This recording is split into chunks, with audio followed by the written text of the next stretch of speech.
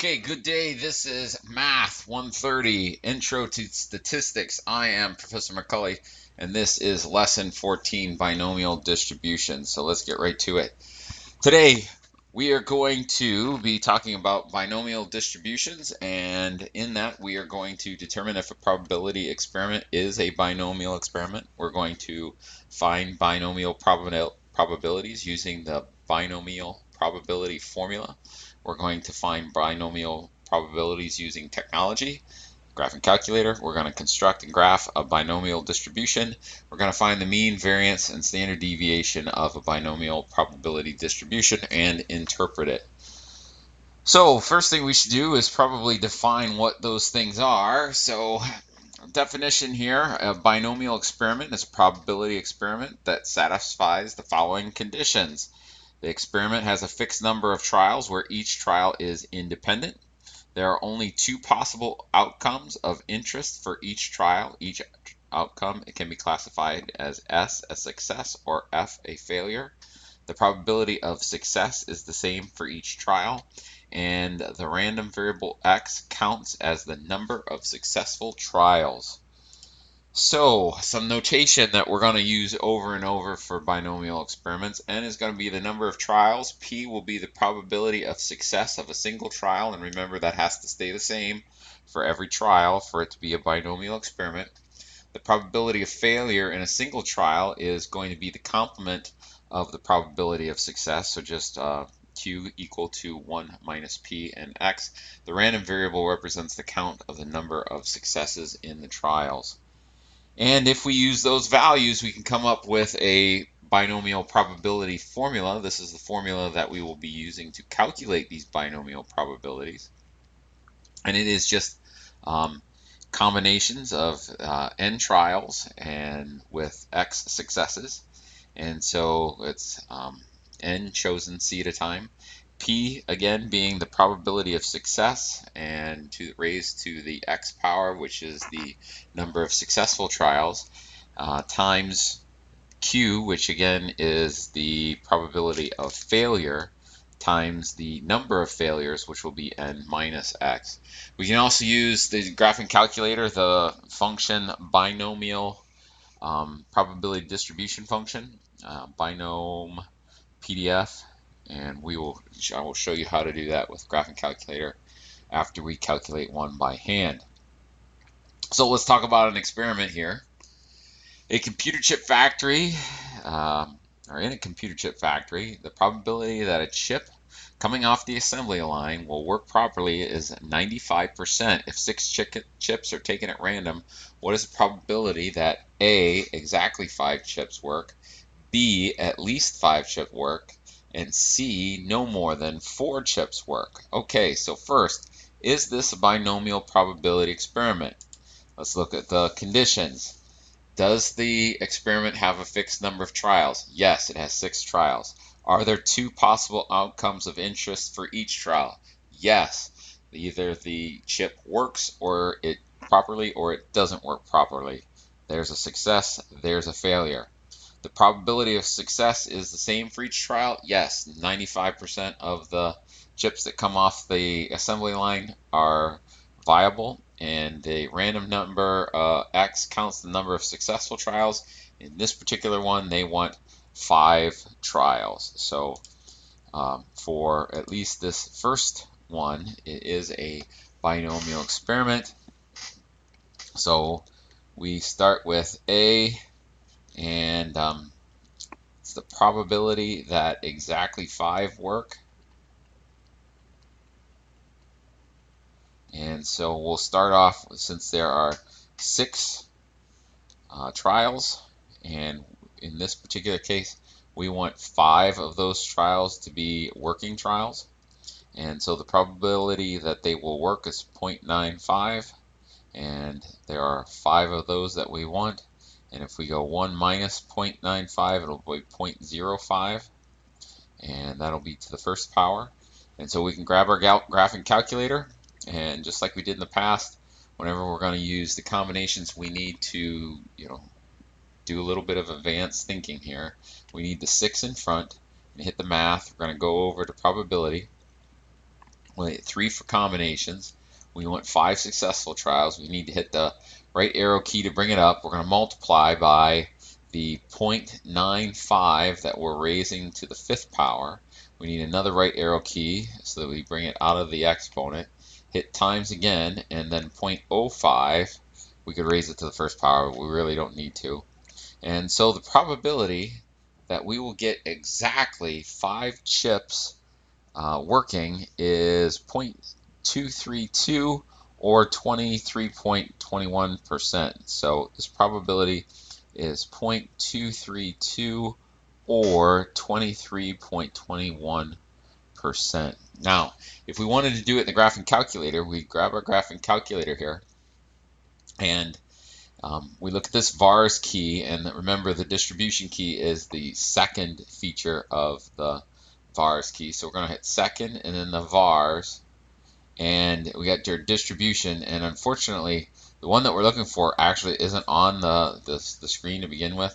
So we need to arrow up, and A is Binomial PDMF, and so you can either arrow to it or you can hit alpha and then the A button. And we have this. So we have 6 trials, and in this particular case, we're doing 6 trials. So I have done this one before. 6 trials, the probability of success is going to be 0.95, and then the X value, the number of trials that we want to be successful, is 5. So we're going to stick that in, and we hit enter. And again, we can see that these numbers are all but the same. There's a rounding error once we get out past that far. So we can do it that way as well. So if we want to do part B, at least 5 chips works. The probability that at least 5 work is the probability that exactly 5 work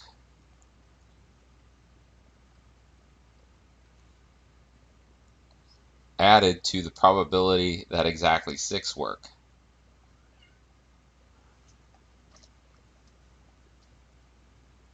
So we are adding these two probabilities to get at least 5 working chips. And so what we're going to do is, we've already got the one, we've got finished already, it's 0.2321, and to that we're going to add exactly 6 working. So if I want to do that, instead of going through the whole thing again, I'm going to go second and then hit I don't want to answer, sorry, second and then entry to bring this up. And remember, it's 6 trials, probability of success, and number of successful trials. So we want 6. We want to have this be 6 successful trials, and we'll put a parenthesis there to close it, and that is 0.7351. And so if we add those two together, we'll get 2, let's see here, 7, 6, 9. So the probability that at least 5 of them work is 96.72%, which is pretty good. At least I think I added that right. Yeah, we'll go with that. So that's pretty good that we'll get at least 5 working chips. Now, if we talk about no more than 4 chips working, probability no more than 4, we could do it similarly to the way we did part B. We could do exactly 0 chips work, plus exactly 1 chip, plus exactly 2 chips, plus exactly 3 chips, plus exactly 4 chips. But it's also no more than 4 is all of the other outcomes than at least 5. So we can do a complement on this one, and we can say that this is 1 minus the probability that at least 5 work. And that will be 1 minus 0.9672. 1 minus 0.9672. I think I did that, copied that right. Yep. Hit enter. And so 0.328, 0.0328 or 3.28%. Sorry, my Norton's getting in the way there. But that's it. So let's move on. Definition: listing all of the possible values of x with the corresponding probabilities creates a binomial probability distribution. Use the computer chips example to create a binomial probability distribution. Okay, so in this particular one, we are actually going to calculate some of those values. So we have working chips, which is our x. And then I'm going to have a calculation here. And I got to tell you, you don't necessarily need to have in your distributions. This is just for us to look at as we're doing it. And then I need my pen. And then we need our probability x. And so we have 0 working chips, 1, 2, 3, 4, 5, and 6. And we've already calculated these two here. They were 0.232 and 0.735, but they were BINOMPDF. This one was 6, 0.95, 5, and this was binomial PDF 6.95, 6. And so if we wanted to do the rest of these, it would be, we need to calculate this. So it'll be BINOMPDF. This one will be 6 trials. And again, 0.95 is the probability of success. And we want 0 successes. That's going to be pretty small. And in fact, if we go second entry and then second entry again, we'll pull back up to here. We need this one to be 0. And so now when I hit enter, I get this negative or 1.5625 times 10 to the negative 8. So that tells me that I've got a decimal place, 7 zeros, and then my 156. So this thing calculates out to be 0.1234567 which is, again, very unlikely, but to get 0 working chips, especially when the probability of success is 95%. And this would kind of tell you that if you got 0 working out of 6 when you expect 95% of them to be working, there's probably something going wrong and you need to fix it. So the next one, BINOMPDF, again, we're just going to go, it's 6 trials, it's 0.95 is the success, and we want 1 correct success trials. So we can just go second entry and then change this to a 1. And that one's not much better. We've got a decimal place with 5 zeros before we hit the 1. And that turns out to be 0, 1, 2, 3, 4, 5. And then it was 178. Yep. And the rest of these, I'm not going to do in the calculator just for time's sake. But we can see that all you would do to change these would be to change that to a 2.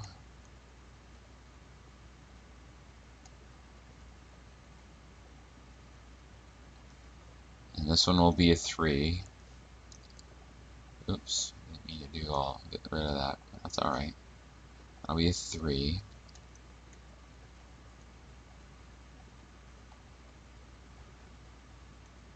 It's the comma. A 4. I have all of these calculated on a piece of paper here. This one turns out to be 0.00084. Oops, I need one more 0. It's 4 zeros. 846. This one is 0.20214, and this one is 0.0305.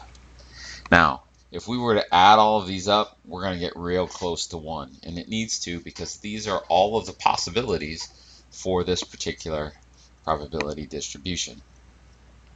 Okay, the population parameters of binomial distribution. I am missing some stuff, and I apologize for that. I don't know why my equations aren't showing up, so I'm going to fill in the blanks here. Population parameters for a binomial distribution. The mean, mu, is just the number of trials times the probability of success. Variance is uh, lowercase sigma squared, and that is just the number of trials times the probability of success times the probability of failure. And standard deviation is, again, the difference of the variance, which would be theta equaling to the square root of n times p times q. And just as a quick note, these formulas are simplified versions of the discrete formulas from the last section. So let's talk about how we can use them. On any given day in Ohio, the chance that it will be overcast is 58 days. Now, I'll grant that there's probably some argument for what it means to be overcast, but we're gonna say that we have come to an agreement of what being overcast is, and that way we can say that the chance it'll be overcast is 58%, and that makes it a probability experiment because there's two outcomes, and it is overcast or not overcast. All right, and we're going to say that it has a fixed number of days or fixed number of trials, 30 days in April. We'll have a probability of success 58, the probability that it isn't overcast would only be 42%. So this is a probability experiment for those reasons.